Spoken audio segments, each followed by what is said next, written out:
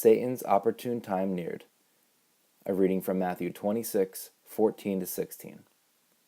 Then one of the 12, the one called Judas Iscariot, went to the chief priests and asked, "What are you willing to give me if I deliver him over to you?" So they counted out for him 30 pieces of silver. From then on, Judas watched for an opportunity to hand him over. Why did Judas decide to betray Jesus? Judas was a disciple, one of the original 12, a man who followed Jesus from Galilee to Jerusalem and showed no signs of turning on the one who had called him to follow. But Matthew tells us that at some point he went to the chief priests and asked for money to deliver Jesus into their hands. Then Matthew says, Judas watched for an opportunity to hand him over. The word opportunity provides a hint to the spiritual source of this betrayal.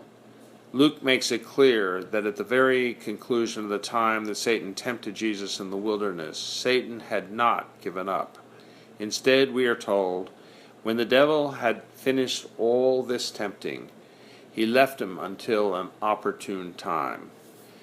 The prince of the kingdom of darkness found his instrument of opportunity in the person of Judas. Even though Judas was a dedicated disciple of Jesus, he was subject to the same desires and appetites that all people experience. It might even be said that the closer one is to Jesus, the more intense the temptations become. At a moment of weakness, Judas tragically gave into Satan's whisperings and turned on the Son of God.